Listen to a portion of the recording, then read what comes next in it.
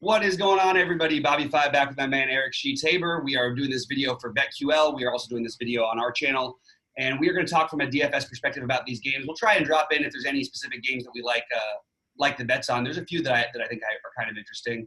And yeah, Sheets, ready to after you've had a great week of baseball, and let's have a great weekend of football. Yeah, let's do it. Let's let me pull up my my screen, and then we'll host disabled participant screen sharing. Oh, my bad. There you go. First mistake. You know, it's funny. We've been doing so many live shows. I haven't had this Zoom stuff up in a few days. So there it is. Now it should be good. So we're going to bring Sheets' lineup up, and we're going to work from there. Yeah, so what we're bringing up is kind of like I have a couple of more decisions I might make. This is like, again, I call this my 2+2 lineup. So again, I'm in this. This is why I got started in DFS in the first place. So 2+2, the poker forums, they have this contest where it's $1,700 buy-in for like the whole year. So it's basically like $100 a week, right?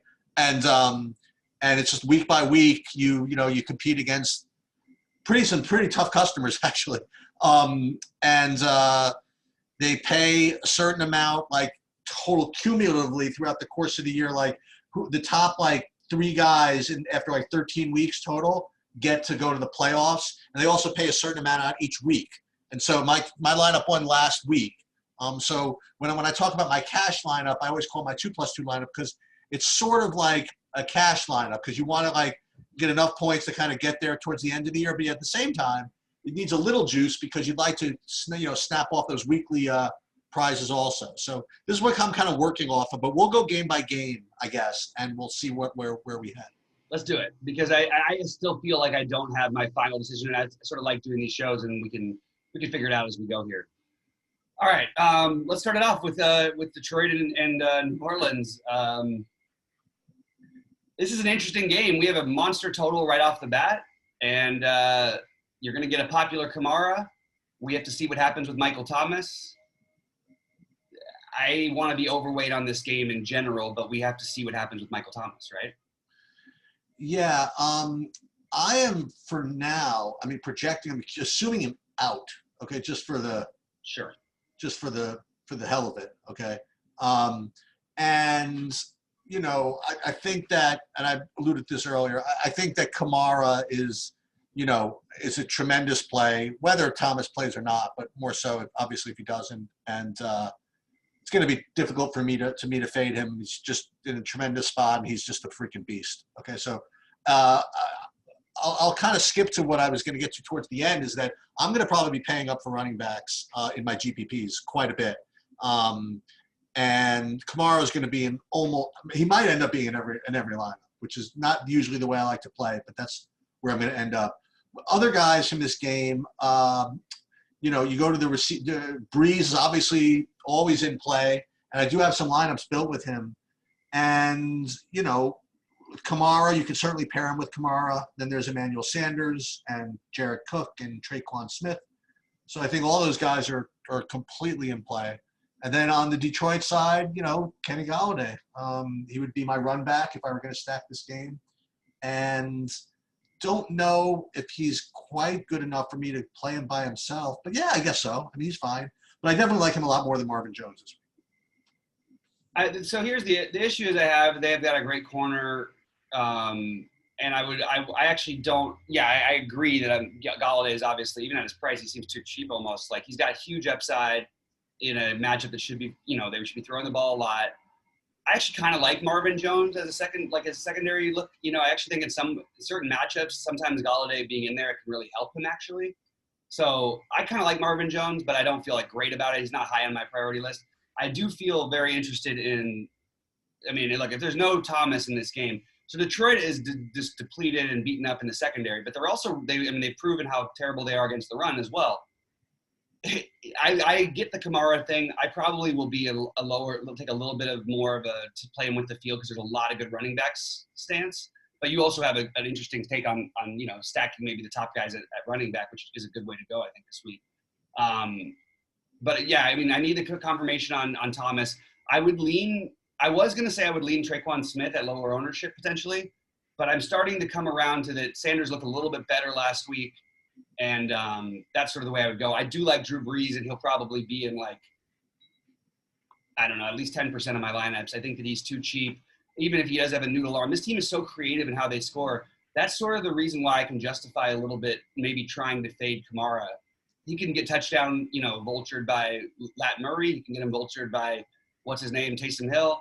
He can get him vultured by, they run these weird little one yard plays for their tight ends occasionally. Like there's enough weapons on New Orleans where I actually feel like you can try and use that as enough of an argument, especially if Thomas is healthy. Now, if he's not, then I think you want to try to play one or two New Orleans players in a good portion of your lineup.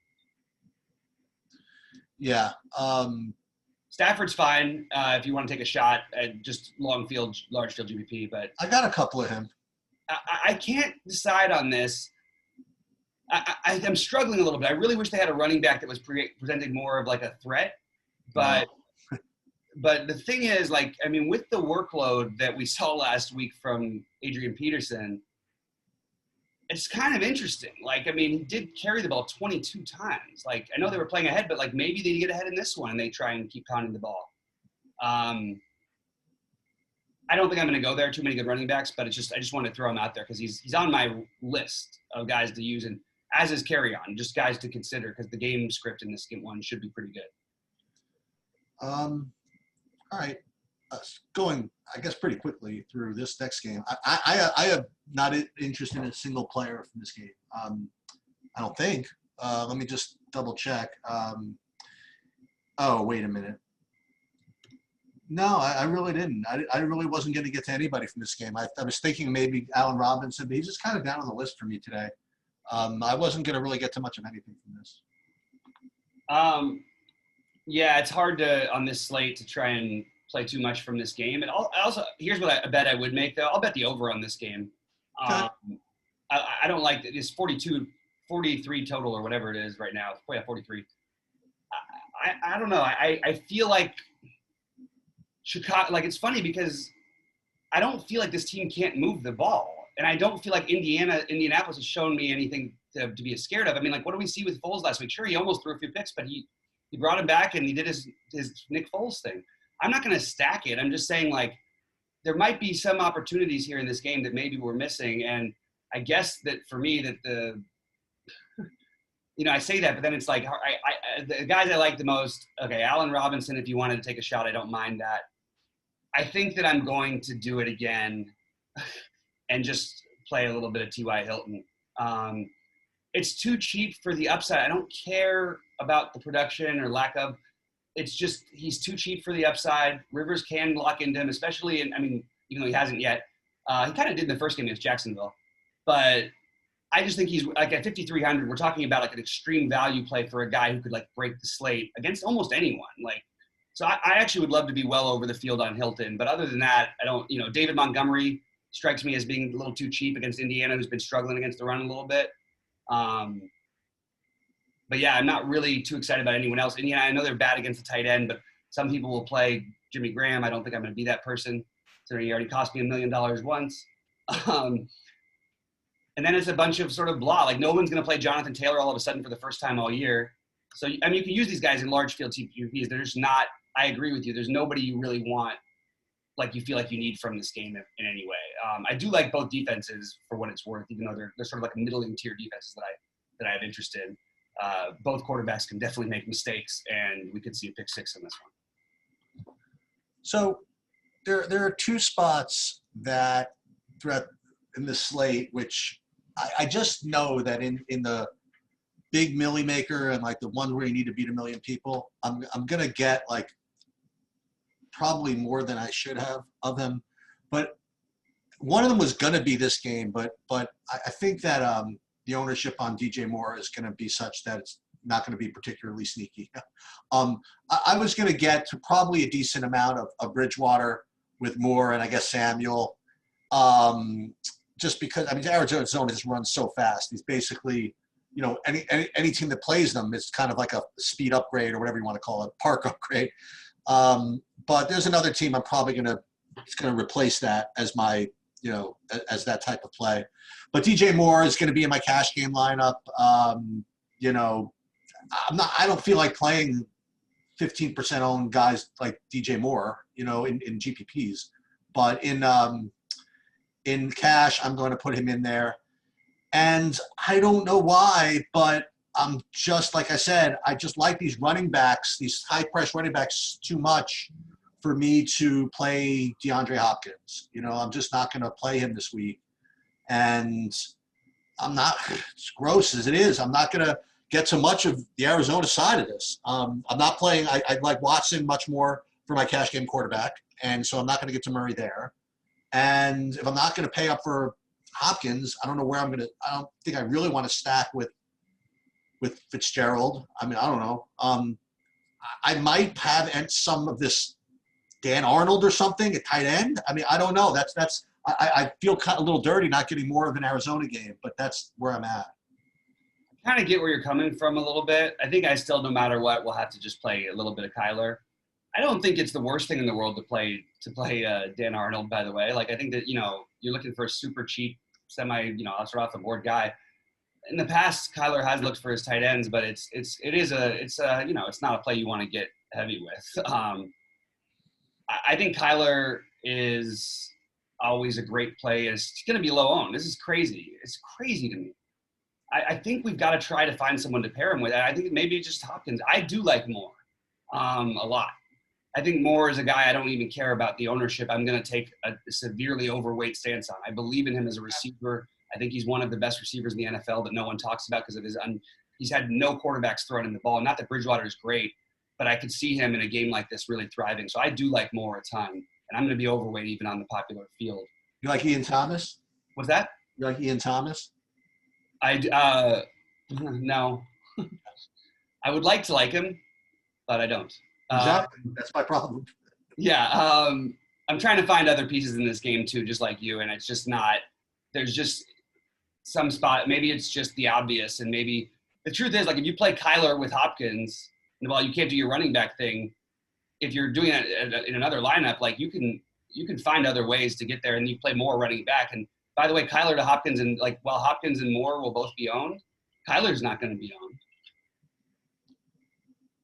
I'm just throwing that out there anyway. Yeah, I do think that Christian Kirk's back. You can take a shot. If not, I don't think it's the wrong idea to take another shot on Andy Isabella. Like, I mean, the guy's a burner against a weak secondary and just has that upside in him, even though his price has come up to where no one's going to play him. But again, these are not high priority guys. The priority guys for me in this game are Moore, Hopkins, and I will make a priority of Kyler Murray. At least having more than like somewhere between 10 and 20% of them this week, just because when he's going to be lower than 10% owned, you just got to sort of, he's got the upside of he got the highest upside as high as anybody on the slate. Yep. All right. You want to move on? Yeah. And kind of another crappy one as far as I'm concerned. Baltimore, Washington. I mean, Baltimore coming off that loss. I think that they're going to put a decent-sized beating on Washington. And with that said, I don't know what I want to play. Maybe Terry McLaurin is trying to come back for Washington. That's pretty much the best I can do. I mean, obviously you can make a case for Baltimore defense. As a matter of fact, they're going to be probably really popular even though they're expensive, but they are my best, just so you know, they are my best defense of the week, even with the price. But they're going to, I think they'll be 10%, which is a lot for a defense, I think. Sure. But aside from that, I don't have much from here. Yeah, it's hard to love too much from this game. They've got the split backs in the backfield. If we're going to talk about taking crazy shots in huge field GPPs, we should at least mention Devin De Verney. They're starting to use this kid a little bit more and more, and he's also on the kickoff return. He ran one back last week.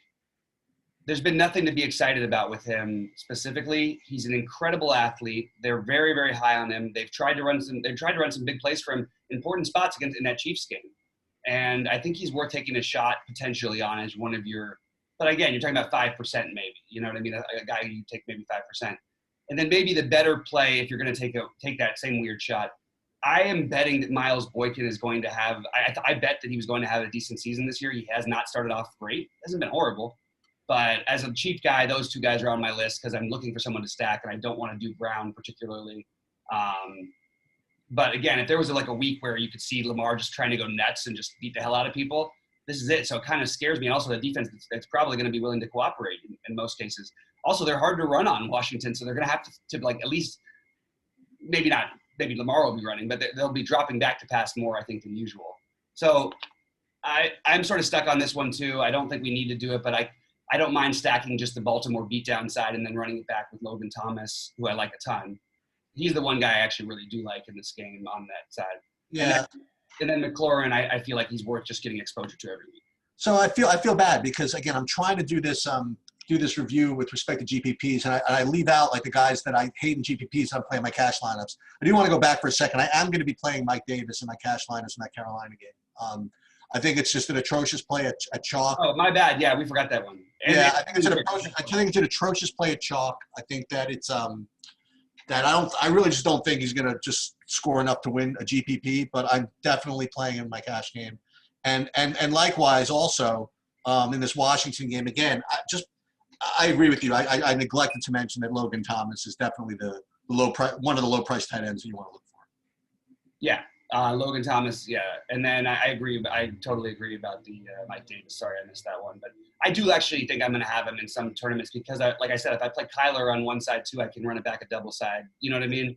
Yeah. And I can eat a little bit of chalk if I'm going to go low owned elsewhere, especially if I took a shot with like an Isabella. I'm talking about large field GPPs. A shot with Isabella or Kirk instead of Hopkins, then you're going to be really different already. But yeah, it's anyway. I'm done. I think we're done with the Washington game. Yeah. What is So we go to the Tampa game. There's one play that it just reeks of a sucker bet, and I don't know what he's going to end up being owned, but you know, Godwin is out, right? And Mike Evans is pretty freaking cheap. For whatever reason, the play just doesn't sit with me. I mean, like he's one of the top rated guys for me, but it's not like he's that much better than a lot of guys that are right around him. So it's not like, and we'll get to this game later, but Evans, Thielen, Galladay, like all these guys kind of look the same to me, projections wise, whatever. So I don't know if I'm going to do it.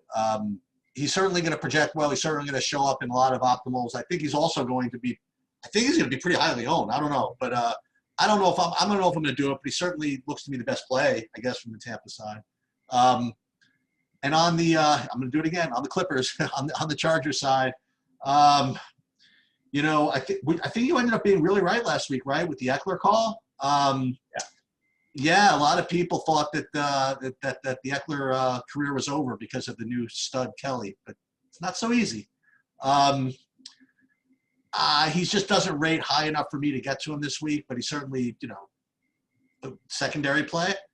And likewise, I don't have much to say about the rest of the offense on the Chargers, except for a tight end where, you know, my top 5 tight ends, one of them is definitely Hunter Henry.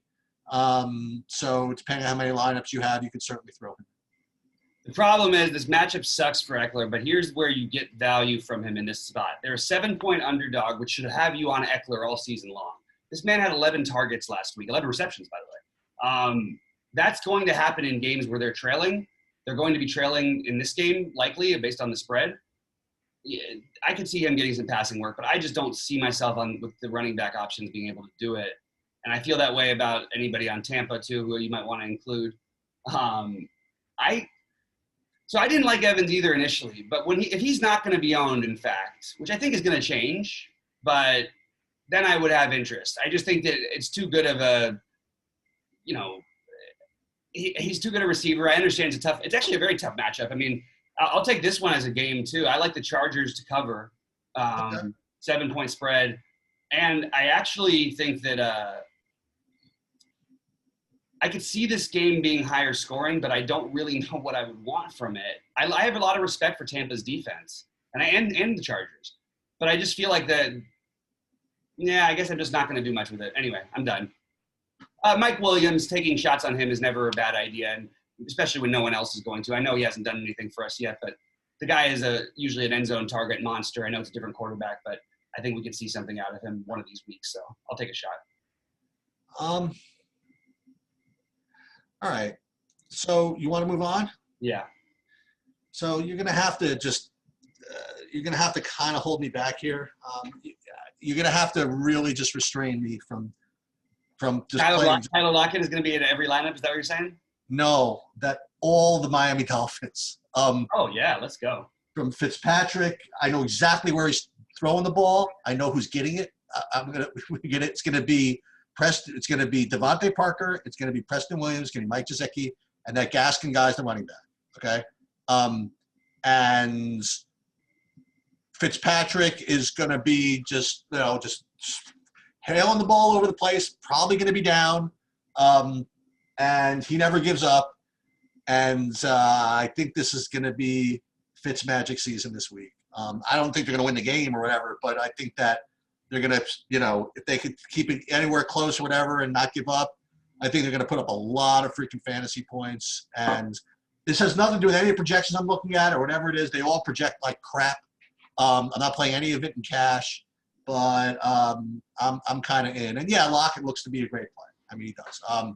But again, chalky Lockett for me is fine if you have like unowned Dolphins. That's totally chill. And that's kind of where I'm at in this game. Yeah, I'm kind of with you here, man. I have it in early. It's still I still always wait till Sunday to make my final things. But right now, I have interest in both Miami receivers in the 10 to 15% range. I have interest in Fitzpatrick in about the 10 to 15% range. Maybe not quite as high as you, obviously, but I'm still I have Gesicki in a ton of lineups, and I think he's actually like a guy worth paying up for. If you watch this guy play, maybe people start owning him because he's a freaking athlete. Yeah. The guy who's sort of odd for me in this one, because it's really going to depend, and there will be some, they're used to Homer because he's been there. But both of these guys deserve a little consideration, Homer and Hyde. But I sort of think Carlos Hyde might be a decent play, not even necessarily as a pivot off of the other side with Gaskin, but they're both good plays at the same price range. And while the spot seems better for Gaskin, obviously, but like Carlos Hyde, we don't really know what his role is going to be with no Chris Carson. So he might get some real work here, especially if Seattle does, pull away at the beginning and try and ground the ball, which they tend to do. So I'm kind of interested in Carlos Hyde this week. And I did not expect to be saying that on week 4. And I'll tell you, I mean, you've over the last several weeks, you've seen me. I've been very high on the fact that Miami was underrated. They went into Jacksonville and beat the crap out of them pretty much. Mm-hmm. And maybe they can keep this game somewhat close, And I don't know. This I think this game can go off. I really do.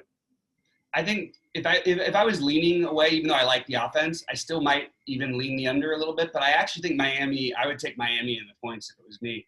One thing about Seattle, people are like, oh, Seattle, like this seems obvious. They're going to beat the hell out of Miami. First of all, the point spread's dropped. The other thing is that Seattle doesn't really play games that are more than one possession, like ever. Right. They pretty much are all one possession. They don't really do the beat the hell out of you thing very much. And their defense has been pretty much willing to give up whatever you want to throw at them. So I'm with you on this being a good game, one of the good game stacks. Okay. Jacksonville, Cincinnati, I don't think it's going to be one of the good games. No. I don't like. Well, I don't. The only thing I might, again, only because I'm not doing it, is the only reason I'm not getting to him. But Joe Mixon at 5,800 looks really freaking good, man. Maybe I should play some of this. I mean, do I really like David Johnson at 5,600 that much more than Mixon at 5,800? I don't know. I'll give you another. Do you really? Are we really going to play? Not we. Are people really going to play Mike Davis like at a zillion % ownership at 5,700 as opposed to Joe Mixon at 5,800? Is that actually going to happen? No. Joe Mixon's going to be popular. Oh, okay. Which is weird, though. It's weird that he's going to be popular. And he's a guy who I play quite a bit. Okay. I really don't feel confident in general what's going on there. He hasn't put up a game that we would like this season or even close. You got James Robinson on the other side who's going to have half the ownership probably, but he still have some. He's good. He's good, man. He's talented, and this Bengals defense has been the most torched by running backs so far. So maybe we gotta take, or one of the most. I I'm sort of interested in both running backs, but I will be below the field on Mixon if he's going to be around 20%. I'll probably end up with like 10% of them, assuming, depending on where he ends up field, like in relation to the field. In terms of like your other plays in this game, T. Higgins, I mean, I don't even know who that is. I mean, he had 2 touchdowns last week. He had 9 targets.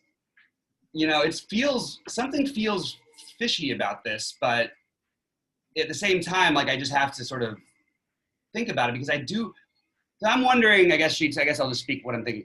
I'm wondering when we're going to see, I think we're going to see a breakout week from like a huge monster game at some point from Burrow. And this seems like it would be the game to me. Yeah. It's a great spot. I mean, I haven't seen anything from this Jacksonville defense to make me scared of them at all.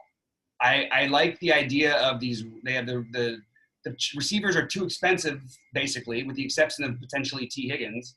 And I would just like to be slightly overweight on all these guys and play a little bit of this game stack with Robinson on the other side, or one of probably just Robinson. So that's it for me. But I do think that you could throw in a game stack here. It's just not going to be a priority. You know what's interesting about this is we talked about this over the last 3 weeks, and I mentioned this. I said there's going to be a game where Burrow breaks the slate, right? There's he's a rookie that's really talented with weapons, right? So it's the question of when it kicks in for him. And you want to know why this week might be the week to do it, because let's face it, over the last 3 weeks, there have been kind of nut game stack matchups. You know what I mean? Like every single week we'd be like, okay, we can't really avoid, who's it, Arizona, Dallas, or Dallas, Seattle, or whoever the hell it was. You know what I mean? And this week it's not quite that easy. You know what I mean? So maybe this is a week where you don't, have to have I don't even know what game to throw out there. You know what I mean? So maybe this is a week where Burrow shows up, Jacksonville stinks, and maybe this is the week. I can see it, man. I sort of like this. And by the way, I just want to point out, while Burrow has been really good. Like he's thrown for 300 yards twice. He's put up 20 fantasies. He's still putting up scores. He's a terrific play. The guy we didn't talk about, though, the only guy is Drew Sample. Yeah, what is that? What is Drew Sample? Drew Sample is their tight end, and he had a decent week 2 weeks ago against Cleveland in the Thursday night game. He had nine targets, 7 receptions. I'm not saying this is great, but if I'm going to get some action in this game, I would like to get a 3.5 tight end involved, and I think he's got touchdown equity against this Jacksonville team. So I kind of like that a little bit. Okay. All right, ready to move on? Yeah, I didn't quite notice or get to Sample, but okay, ready? Yeah. So Cleveland, Dallas. I want to tell you a little something about Cleveland. Cleveland is just the worst. Okay, they're really the worst. The coaching's the worst. The team is the worst. Mayfield's the worst. The whole team is just the freaking worst. Okay, I'm just saying.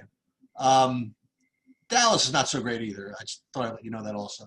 With all that said, I think Zeke is tremendous play here. I think that you could play Dak if you want. You could play Cooper if you want. Those are the normal type plays to play on Dallas. I think you could run it back with, obviously with Odell. It's very possible you could do that. I'm not going to play Chubb against Dallas, even though Dallas, they lost their middle linebacker. They're not quite as good, but I think the Dallas defense is fine. I just feel as though on that particularly. I agree with everything you said until you said the Dallas defense is fine. I don't think that they are. Yeah, I don't know. I think they've had tougher matchups. I'm really not afraid of Cleveland at all. And here's the thing about Zeke. Again, I've had a little bit of personal experience with him because I had to fade him. I had to root for him. And here's the deal. Last week, honestly, I've never seen a worse performance by a running back. Okay. He first of all, whenever he got the ball, he couldn't do anything. And then he dropped 4 screen passes. It was like we had no interest. And with that said, they just kept force feeding him the ball. And he still ended up with 15 fantasy points, something like that. Literally with a performance that would have gotten him sent down to the minors. Okay. So Dallas, this is it's like Zeke City on this Cowboy team from now until the end of time, regardless of how he's doing. So God forbid they actually put together a good game where he can continue doing his thing. I think he's just kind of a lot. That's just my opinion. And that's where I'm going with this game. I'll tell you what I'm really struggling with in this game is the receivers. Dallas has too many good ones. and it makes it hard to play them. But at the same time, somebody pretty much goes nuts every week. Yep. Yep. We had, and by the way, I'm including absolutely, if you're playing a bunch of tournaments, you better have Cedric Wilson in your player pool. Hell yeah. This guy just lit it up, and on other like weird, like if this was like a showdown slate, he would be like the popular cheap play, and you're going to get literally not one person playing him at all. And it makes sense on big, full things. But if you're playing, like get 3% of them, you know what I mean? Do something on a big field tournament, get a little bit of exposure. It does make me like these other guys less, who I wanted to be well overweight on, like CeeDee Lamb. I still think Michael Gallup with his touchdown equity is really, really high. He and Cooper are sort of close for me this week. And I think this is a great Beckham week. You're not going to like the take, or I'm not going to like what I'm about to say. I absolutely love Baker this week, and I cannot believe I'm going to do this. I think that I don't buy into this Dallas defense. I like Cleveland in this game. I think there's too much talent around Baker, even as bad as he's been. And even though they try to run the ball, when they start stacking the box, it should leave it open. I mean, look, it's a lot. It's not. When I say love, you're talking about 10%. That's a lot, 10 to 15% maybe. But I'm even preferring Baker a little bit over Dak here, and then you can run it back with Zeke. If you play Baker, you don't really have to worry too much about the ownership of anything. So Baker with maybe Cooper, what's his name? Cooper Elliott and Beckham as his receiver. I also don't mind Jarvis Landry. And I know that's weird because he's done literally nothing this entire season, but they've been in running games and stuff. This is going to be more of a shootout-y thing. What if we get back to one of those 15 target games like he was having last year? So higher on Odell, but I don't mind a little bit of Jarvis Landry at a cheap price. Sure. I like this game. I just don't know if I can really bring myself to play like Baker stacks all over the place with the running game they have. But I don't like the run, and it's hard to play the running backs because like the price versus other guys who are not splitting the carries. Okay, you ready to move on? Yep. So I presume that this is going to be chalk, right? But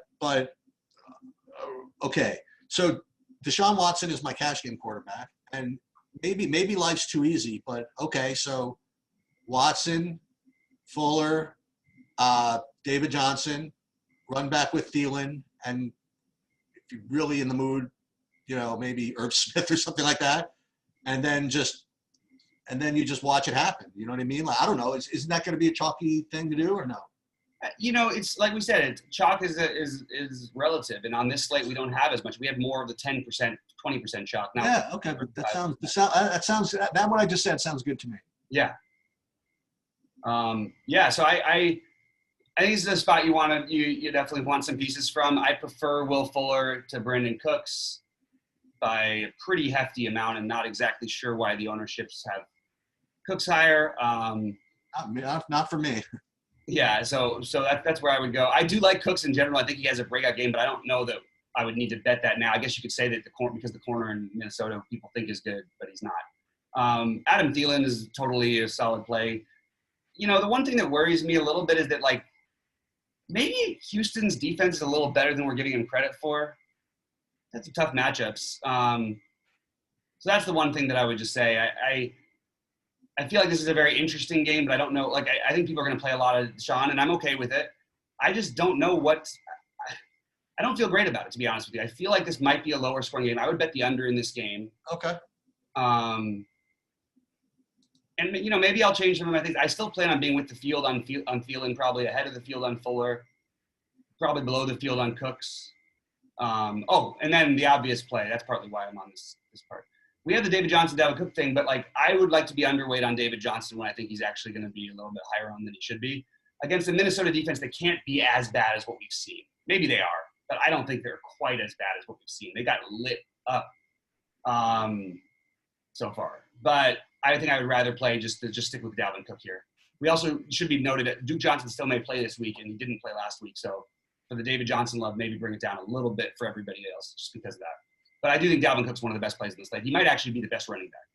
That's so interesting. I wasn't getting to him. Okay. You didn't get to any of Dalvin? No. He was a monster last week against a tough run defense, and this team has just been willing to let you run on him. In fairness, he's like right in there. I mean, he would have been literally the next guy. So I probably would. Yeah. He's the one I don't know if he's my favorite, but I definitely like him as much as the other guys. Is Dalvin Cook going to be as high owned as? No, definitely not. Like Zeke is going to be much chalkier than. Yeah, I think Dalvin Cook's a better play than Zeke with that ownership. Yeah, maybe you're right. Okay, Giants Rams. Yep. So, just a couple of things from this game. Just the Rams are starting to like kind of annoy me a little bit. They played. I just worry that they're playing. I don't want to say they played at the level of competition, whatever it is. I think this is a tough spot. Not tough spot, obviously. I think this is a sneaky spot that the Rams might overestimate. So I think the Giants can hang around there.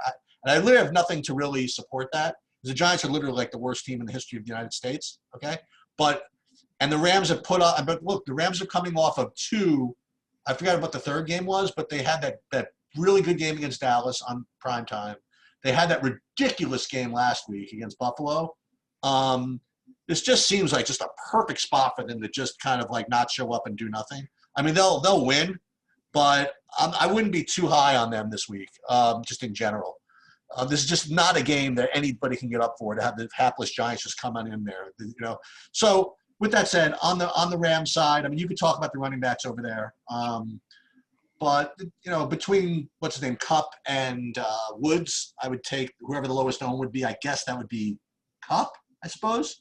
I'm not sure. But the Giants, I'm gonna regret this, okay? But Darius Slayton's probably going to be really chalky in cash. I don't care. I mean, I'll probably play him there. Again, I don't play that much in cash, so it's not going to cost me that much if I'm wrong. So that's all good. And I'll tell you also who has looked really good is Evan Ingram. So my sneaky little take is that this game is closer than people think. And I don't know, man. Like I said, if it weren't for Aaron Donald on the other side, I would take a shot with like some Giants. I would take a shot with one or two, like Daniel Jones with Evan Ingram and Darius Slayton, and with Cooks and not Cooks, you know what I mean, Woods and Kupp. I do have one of my 20 lineups. It looks exactly like that right now. Again, it's just a feeling I have, and that's just kind of where I'm at. Yeah, so I mean, I love the Rams running. I actually I agree overall. I would take the Giants and the points here if I'm betting straight up. I do like the Rams offense, but I don't think the Giants are quite. There's a lot of missing this and missing that recognition. Also, that's just a lot of points in general. I think that I'm interested in. So I'm really interested in the running backs for the Rams, but I think this situation is something that I just want to talk. It's my team, so I can talk a little bit more closely about it. I came into the season when everybody was talking up, okay, Cam Akers is going to take the job right away. And then the first week, what happens? It's all Malcolm Brown. It's all Malcolm Brown. Almost no Darrell Henderson. Darrell Henderson they drafted while they had Gurley, who was at the time the best player in football, or one of them. And I thought he was going to be the one to make the break. Now, I didn't commit to it hard enough yet. I would have been paid off handsomely last week because he was, or at least pretty well, because he put up 19 fantasy points. He put up 20 against Philly. But there's just always been other running backs. Now he's going to be chalky, and it sucks because I really wanted him. Like, I really thought I had him and I'm still going to be above the field, even not chalky, but even if he gets 15%, I can make an argument. Cam Akers could easily be the goal line back in some of these situations. Malcolm Brown could get the touches. Not enough to where on a big slate we need to play these other guys, but just enough to where I'm not going to be as high on Henderson as I originally planned to be, and that's kind of disappointing. What do you think about – so did you mention Slayton? I'm sorry, I might have missed that one. Yeah, he's in my cash game lineup, and I think he's Slayton's in your cash game lineup. Okay. Yeah. Wow, that's some big doings, Sheets. That's interesting. Really? I don't know. Isn't he going to be also the one of the more popular, or no? I don't think so. I mean, I just don't think that people are playing these Giants against these Rams at all. Oh, all right. Well, maybe I got to play him more in GPPs then too. I don't know. This is what I'm looking like right now. So I don't know. He's projected. I've got him at 2% and at 2.5% in the two things. Oh, all right. Let's go. I'm okay with taking shots on Darius Slayton all the time, so that's fine. Yeah. So I might actually move my my Daniel Jones business up to 10%. Can I encourage you to, if you're going to play some Darius Slayton, can you at least throw in a few Golden Tates there? Just because it's if you're going to play one or two lineups with these guys, I would just include Golden Tate because he's cheap. He could easily be a position he could be a target. He could end up with 15 targets in this game because of how the game may play. So can I do 3? Can I do this? Can I do whatchamacallit, Slayton with Ingram, Slayton with Tate, and then Tate with Ingram. How about that? There you go. Sounds good to me. That's three lines. That's perfect. Perfect. I'm looking at the Rams running backs, and it's funny. Did nobody run the ball the last few weeks? Like, I know. I mean, sorry, the Giants. I know we have no Saquon, but who? They didn't actually they really ran the ball like 6 times last week. No, I think they gave Devonta Freeman the ball a few times. No. 5 rushes for him. Yeah. 4 for Gallman and none for Lewis. That's only 9. That's pretty low. Yeah, long shot hero, ridiculous play would be Dion Lewis, but I don't think I'm going to do it. All right, you ready to hit the other 4:00 games? Yep. So this Buffalo Vegas game, man, who'd have thunk it, man? This is going to be a good game, man. I'm actually looking forward to this. This is going to be fun. And there's you got a real exciting quarterback on one end, and you got maybe a pretty exciting story on the other. You know, like this Vegas team might actually not be the worst, right? They might be a contender. They might make the playoffs. So I'm gonna be of the mindset that like literally every week you got to put Josh Allen in your player pool. I mean, you talked me into that actually, like over the last couple of weeks. Not that particular take, but guy's good, man. The guy's good. The guy can run. Guy can throw. Yeah. With that said, I don't know if I'm going to get to him in the amount of lineups I put in because I just like other guys better. But Allen's certainly a good play. But the guys I love are the Vegas dudes. You know, I like Josh Jacobs, as I mentioned. Darren Waller, just a stud. I like him. And the other guy, not the Hunter Renfrow. So I'm going to probably play some of all these guys. I think this could be kind of one of the cool 4:00 late night hammer games. And I don't think I'm saying anything particularly earth shattering. I'm sure a lot of people are going to do that. But yeah, I like all that. It's weird how few receivers they have in Oakland right now. Yeah. So I understand it. I'm just saying, like, with the way that Carr moved the ball around outside of Darren Waller, it's pretty much could be anybody, including like a backup tight end or something. Right. Including Jason Witten, but Foster Moreau, exactly. Rico Gafford. But I'm okay with Renfrow. If he gets too popular, I'm happy jumping off. But he seems to be like a good low-end spend. I don't love playing him in general. I like Buffalo's defense. I really don't like it that much. But at least he'll go over the middle of the field more when I play out of this slot. And it should keep him away from like the star corners on the outside, which is not his game anyway. So I actually think he could have a decent one. But I'm not as the rest of I keep hearing his name everywhere, even though I see no projections on him anywhere. But I keep hearing his name by everybody, so I'm a little worried he might get to be too owned. Hunter Renfrow. Oh, okay. If John Brown plays, I love John Brown. Okay. If John Brown plays or not, I love Stephon Diggs. I've been calling this everyday Sheets since we started this, and I think I've been pretty damn right. First of all, Diggs has dropped 2 touchdowns this year and still put up 17, 30, and 15 in his games, and he's got 2 touchdowns already still. They missed John Brown on a few easy long balls. Like, they're going to keep taking shots. That's what this offense does. This Raiders team, I don't know if they can entirely stop it. What does worry me is the pass rush that can get to Allen. Hopefully he can use his feet a little bit in those situations because it is a little bit worrisome with the Raiders pass rush sometimes. Okay, so anyway, I'm into Diggs. He's the one I'm most overweight on in this game. I also, like you, loved Josh Jacobs. So those are my 2 favorite plays from this game, along with Darren Waller being the next one. And he's the one chalky one. But I love those other guys. And I think it's okay to even pay too much or whatever people think is too much for Josh Allen this week. I love this game. I wish I had more of the Raiders' interest other than just Waller and Jacobs because they're the obvious ones. I guess Jacobs still going to be low on. So, yeah, I'm into it. All right, and last game of the day. Unfortunately, the last game of the day because the Pitt-Tennessee game is postponed. So New England KC.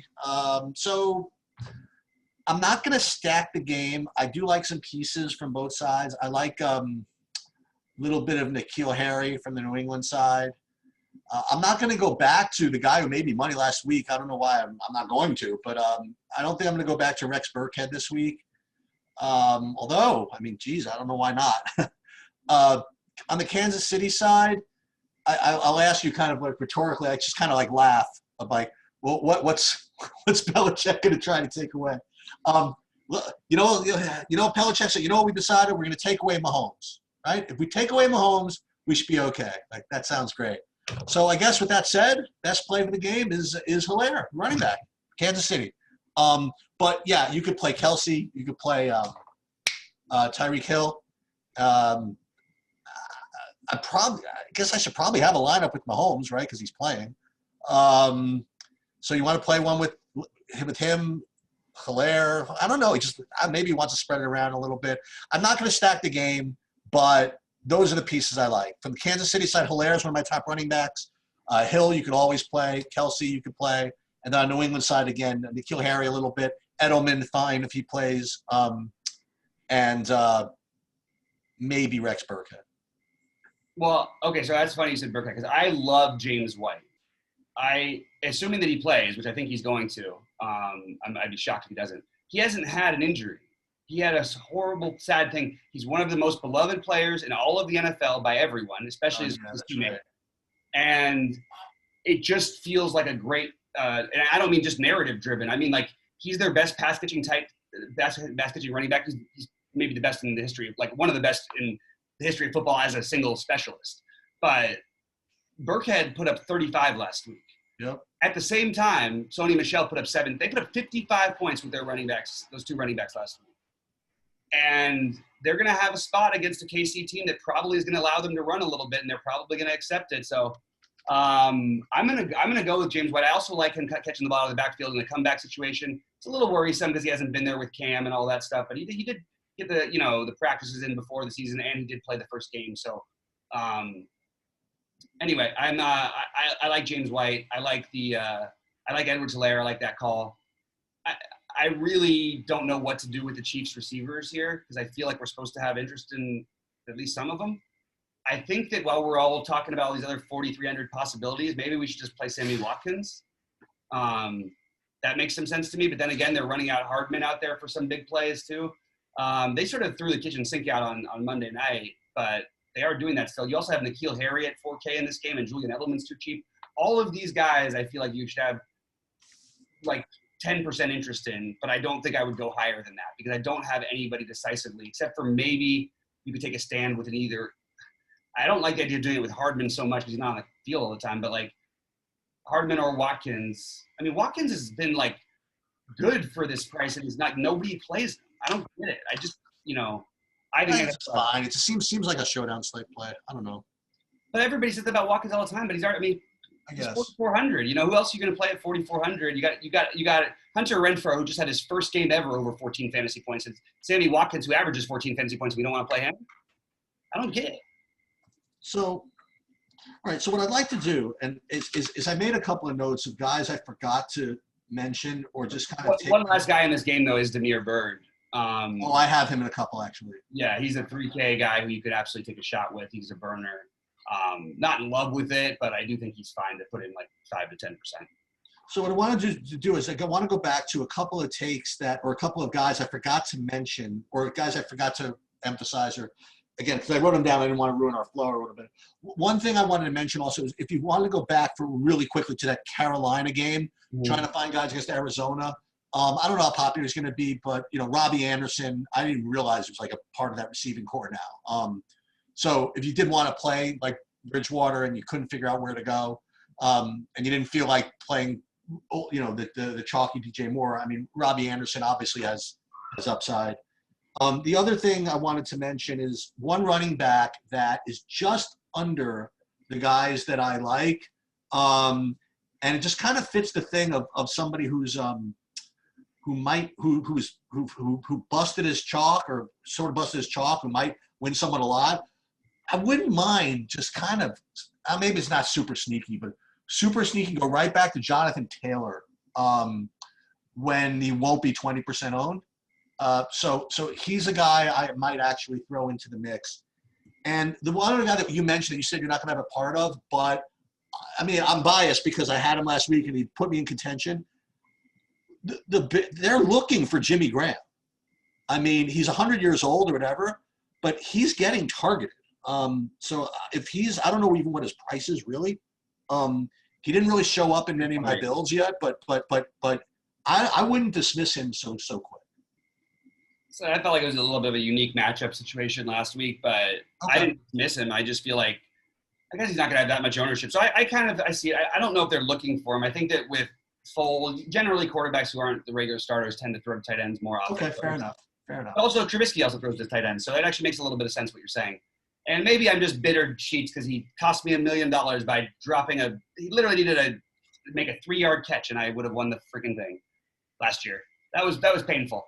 Anyway, it's always hard to pair any receiver not named Devontae Adams with Aaron Rodgers. That's the truth. All right. Who are some of our favorite overall plays? Like a quarterback, you have a favorite for me? Yeah. So Cash, Watson, two kind of, and then I'll give you two kind of like logical plays and then two kind of hoodoos, right? So I like Derek Carr, and I guess I consider that the logical one. So Watson and Derek Carr. And then my kind of hoodoo plays are Ryan Fitzpatrick and, sure, why not, Daniel Jones. Oh, my God. That's a wild one. I actually agree with the Fitzpatrick being one of the wild card plays here. It's not a wild card play, but the ownership's going to act like it is. So I'll play Kyler Murray. Okay. That's my main quarterback for the week. That's why I think I am going to just end up eating some of the Hopkins chalk because I can do a lot of other things too. And also I'll throw in some with him with other guys. My biggest like off the board, I guess, ish one is Baker. That's a good one. That's an off the board one. I like that one. It scares me because I'm actually going to play him. Well, it's supposed to be scary. I mean, you know. I know, but it's not like I have such a take on him being bad and then having this great talent around him, and any other quarterback would be just weird. I guess I felt the same way about Trubisky too, and he won somebody $1 million on the first week before getting cut after winning his only games. I also like Joe Burrow. Sounds good to me. Yeah, those are some off the board ones, I think. So running backs, I guess you consider it off the board in the respect that I'm going to be pairing them together like a lot, like Kamara and Zeke. Like none of them are particularly off the board, but I am going to be playing a lot of them together. I guess the two kind of sort of off the board. I mean, I don't know why he's off the board. So for me, Josh Jacobs, you're going to have him a ton. And I don't know, man. Maybe this Jonathan Taylor thing, I'm going to end up talking myself into a little more. David Johnson, like I said, I think I agree with you that he's probably going to be owned, so he's not going to be like particularly sneaky. But that's my take on running back. I already mentioned Clyde Hilaire, but again, that's not particularly off the board. So I think it's Josh Jacobs, Jonathan Taylor. Those would be my kind of sneakers. Yeah, mostly I have fairly chalky-ish running backs, but there's different ones. But the one guy I'm with you on is Josh Jacobs. I also like Carlos Hyde, and those are my two. Those guys, along with James White, and maybe a little bit of David Montgomery. Those could be my lower owned ones. I think pretty much who I'm looking at. Otherwise, you named all the guys for me. So wide receiver, I guess for me it's easy because if you're telling me that a guy I'm putting in my cash lineup is going to be 4% owned, my favorite play has to be Darius Slayton. That just has to be the case. So if you feel cashy about a guy who's going to be like 2% owned, let's go, man. There you have it. I'm just gonna end my discussion right with that. I like it too, and I'm always a little wary. You're a little too close to it. You're in New York, maybe a little too close to it, but no, I'm just kidding. I think he makes a lot of sense. I love Stephon Diggs as my biggest low-owned guy. I'm starting to come around to this. It's not that I like Watkins so much in a bubble like in this situation. I just think that there's not this great value out there, and the ones that everyone's going to treat like great value, I feel like Watkins might be better, might have more upside than all those guys. Oh, I'm getting different in a lot of receivers because I will play a lot of T.Y. Hilton. Ooh, I like that. That's where I'm going, and that's basically it. Basically, DJ Moore, I already mentioned, obviously chalk. Beckham. I like Slayton as well as you as a long shot play, but I didn't have him as high. And then I do have the Seattle guys. I still think both make strong plays along with that's pretty much and Devontae Parker too. Hey, who's really good, by the way, who you mentioned, who another off the board running back if you wanted was the Jacksonville guy, was Robinson. Yeah, he's another good one. I just don't have him quite as high because it's hard once you get to that price range to try and justify over some other guys, but at the same time, like he's doing it, man. He's, you know, I mean, like, what do we want other than a guy who's put up 22 and 30 against a team that doesn't guard the position well? Yep. So I'm with you on that. Tight end, anything kind of funny with tight end or no? Let's see. Tight ends, I actually think that. So we didn't mention him before, but I love T.J. Hawkinson this week. Whatever happened to the way that the Saints are played against the tight end and shut him down for the last 3 years, it's just gone now. They're getting lit up every week. So favorite tight end overall is Darren Waller. He's going to be popular. Second favorite tight end overall is Mike Gesicki, who will not be popular.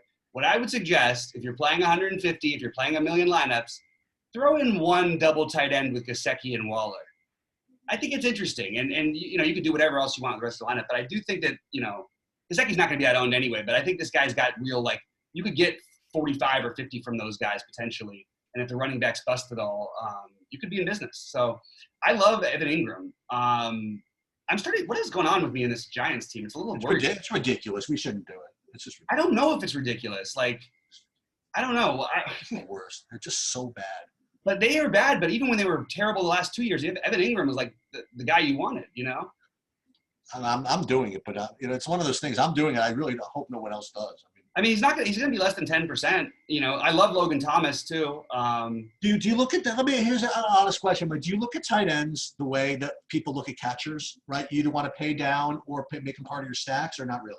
Not on purpose, because I will. You know me, I'm happy to spend up. You know what I mean? And if I like the tight ends enough, but for the most part, I guess that what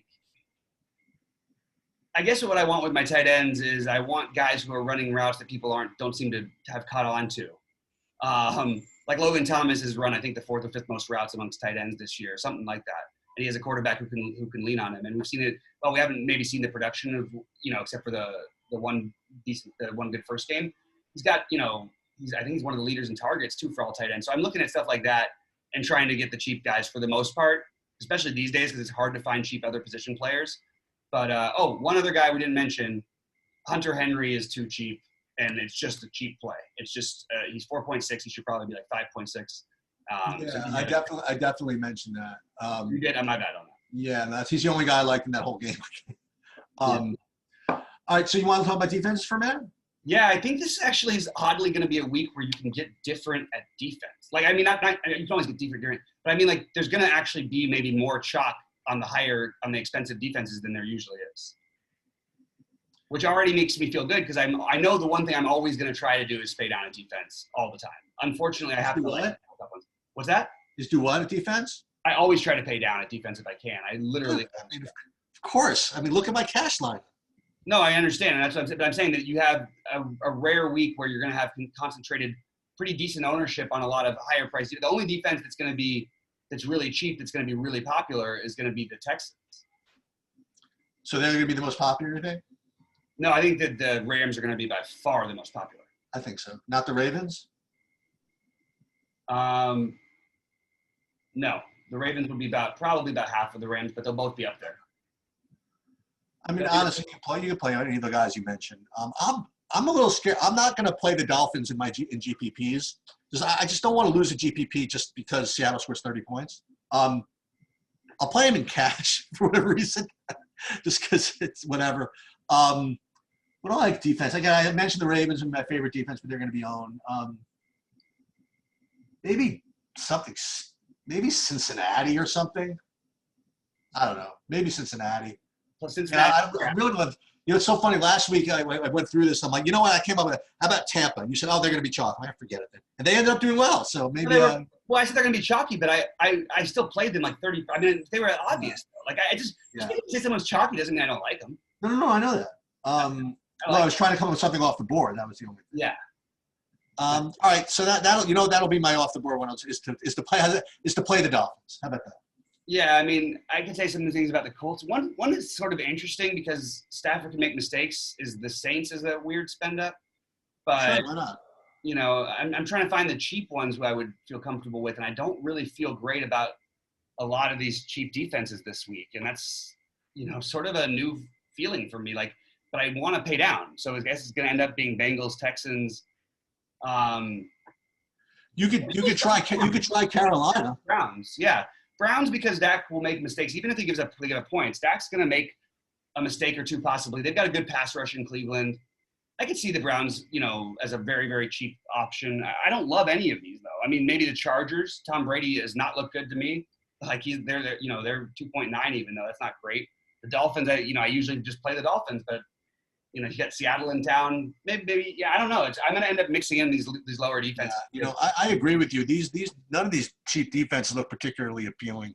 I think that means we should play them. Maybe go right back to Tampa. Yeah, that's probably the safest thing to do. But they're not cheap either. They're only 3,400. I mean, it's not like they're Oh yeah, I mean that's fair, but I think that I would prefer. Actually, I don't know. I like Tampa along with the Colts about in the same range. I'm telling you, I'm not doing Buffalo at 3,700 against Vegas. I'm not doing that. Oh, I don't think any. Yeah, I think that would be great. Watch now. They're gonna go nuts. All right, man. Well, I think we're good. I think we got this. I think that I'm sorry we don't have a little bit more of a hot take on this one. I guess just real quick, I guess we'll say a favorite game stack. Dude, one more can I give you except the freaking Giants stack? The Dolphins. I mean, I got the worst teams in football. I love those. I'm into it. I sort of like the New Orleans-Detroit game as well as the Jacksonville-Cincinnati game. They're not my favorites, but I really do like the Buffalo. I think Buffalo and the Raiders. Yep, absolutely. So we're on the same page. All right, man. Sounds good, man. We get to watch. We get to watch. Oh, there are 2 outs. Can he get through this? We don't need Cubs chalk to get there in the 4th inning. Can't happen. Oh, no. What's the score? It's 0-0, but they got 1st and 3rd with 2 outs. Okay, get out of it, Sixto. Only 66 pitches. Guys, thanks for hanging in here with us. Great job, Sheets. For all the people at BetQL, I'm BobbyFi saying good luck this weekend, and we'll see you at the top of the leaderboards.